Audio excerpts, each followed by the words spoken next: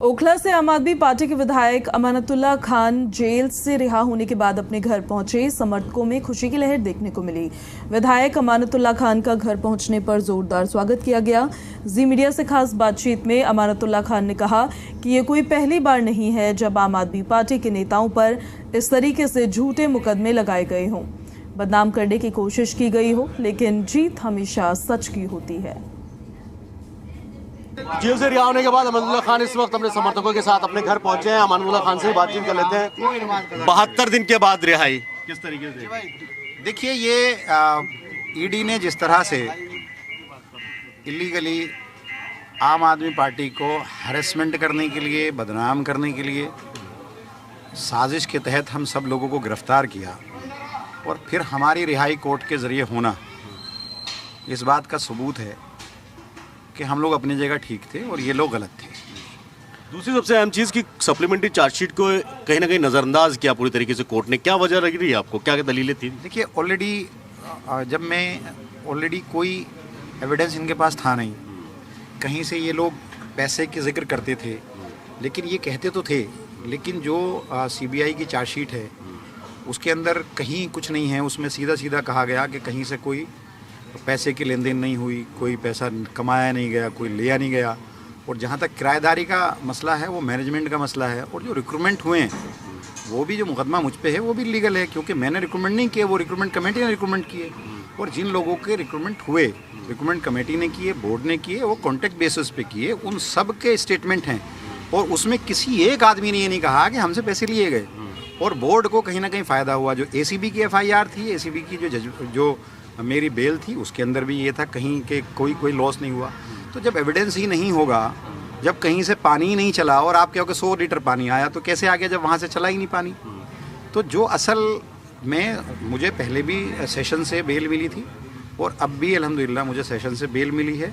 मैं शुक्रगुजार हूँ आवाम का, अपनी पार्टी का, और अल्लाह का एहसानमंद हूँ कि अल्लाह ने मुझे इज़्ज़त के साथ आज अपने घर पहुँचाया। आवाम की दुआओं ने ये साबित कर दिया कि दुआओं में बड़ा असर होता है। पार्टी के लोगों ने ये साबित कर दिया। पार्टी हर कदम पे, मेरी हर एक तकलीफ़ में, हर कदम पे मेरे साथ पूरी पार्टी एकजुट, नीचे से लेकर के ऊपर तक सब लोग मेरे साथ खड़े हैं। CBI की तरफ से चाहे अमानतुल्लाह खान हो, संजय सिंह हो, अरविंद केजरीवाल हो, सत्येंद्र जैन हो, ऐसे तमाम बड़े नेता जितने आप लोग थे, लगातार आप सबको ज़मानत मिल गई है। क्या लग रहा है, क्या साजिश या राजनीतिक रिश्ता? देखिए, आम आदमी पार्टी के पास एक ही तो चीज़ थी, ईमानदारी।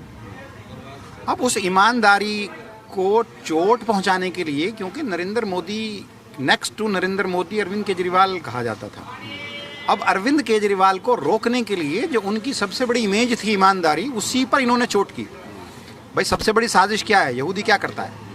यहूदी पहले जो है बदनाम करता है, साजिश करता है, झूठ बोलता है, बदनाम करता है, फिर उसके बाद चीज़ें। तो ये क्या करते हैं? FIR करते हैं, बदनाम करते हैं, अरेस्ट कर लेते हैं, जेल भेज देते हैं। और लोगों में ये सवाल कहीं ना कहीं चला जाता है, यार जेल गए हैं तो कुछ ना कुछ तो होगा। पहले जब जेल जाते थे, यार देखो कोर्ट बेल नहीं दे रहा, अब कोर्ट ने बेल दे दी तो फिर कहते यार अभी बरी नहीं हुए।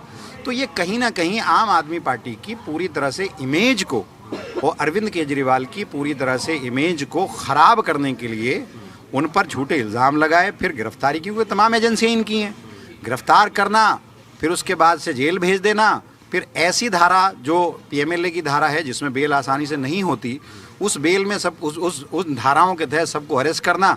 अगर बेल हो जाए तो फिर हाई कोर्ट चले जाना। मेरे केस में भी तो यही हुआ। आज ये जिस तरह से CM साहब की ज़मानत हुई थी, हाई कोर्ट से स्टे ले आए थे, तो ठीक मेरे केस में भी ये हाई कोर्ट गए। हाई कोर्ट ने इनको कहा कि हम मंडे सुनेंगे, तो इनको वहाँ अगर हाई कोर्ट में स्टे मिल जाता तो ये वही काल करते, तो ये वही काम करते हैं। तो पहले FIR दर्ज करते हैं, बदनाम करते हैं, और झूठी खबरें, इनकी जितनी भी खबरें होती हैं सब झूठी खबरें प्लांट करते हैं, सच्चाई कहीं नहीं होती। मैं जब इन्वेस्टिगेशन में था, जब मुझसे पूछा जा रहा था, तो मैंने इनसे पूछा कि ये बताओ यार कि मैंने पैसे किससे लिए? ये जो सारे लोग हैं जिनके स्टेटमेंट हैं, किसी एक का स्टेटमेंट है, कहने लगे हम कब कह रहे हैं आपने पैसे लिए? तो मैंने कहा फिर खबरें क्यों प्लांट करते हो? कोर्ट में जाकर क्यों स्टोरी, बिल्कुल स्टोरी की तरह से, जैसे एक फिल्मी स्टोरी है उस तरह से ये काम। आपका कहना है कि पूरा नैरेटिव सेट करने की कोशिश की? बिल्कुल पूरा नैरेटिव सेट करने की हमें देखिए परेशान करते हैं, रोज़ाना नोटिस भेजते हैं, एजेंसियाँ भेजते हैं, TV भेजते हैं। उससे क्या होता है? मेंटली आदमी हैरेस होता है।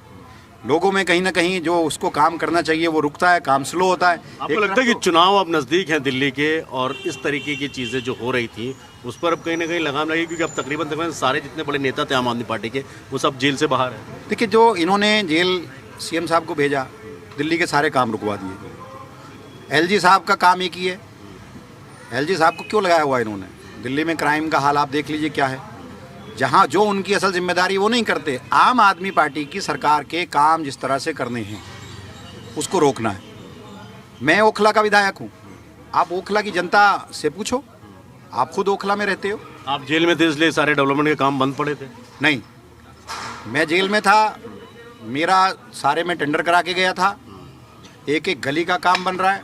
ये मुमकिन है कि काम स्लो, क्योंकि जो मेरे रहने के बाद और मेरे काम स्लो हो सकता है, लेकिन काम नहीं रुका। हमारे एक एक आदमी ने, एक एक वॉलंटियर ने, एक एक टीम ने, मेरे एक एक सहयोगी ने यहाँ पर काम किया। और मैं कह रहा हूँ कि परसों से सुबह 9 बजे से मैं एक एक काम का दौरा करूँगा, एक एक मोहल्ले का दौरा करूँगा, जो काम रुके हुए हैं या जो इनकम्प्लीट है उन सबको पूरा करें। अमानत भाई जिंदाबाद, अमानतुल्लाह खान को लेकर बात हुई, जिस तरीके से जेल से रिहाई हुई, कोर्ट ने कई सारी कंडीशंस भी लगाई। हालांकि जो सप्लीमेंट्री चार्जेस थी उसको नज़रअंदाज कोर्ट ने किया, जिसके बाद आज अमानतुल्लाह खान खुली फिजा में सांस ले रहे हैं। बड़ी सवाल के साथ सैयद मुबशर, ज़ी मीडिया, दिल्ली।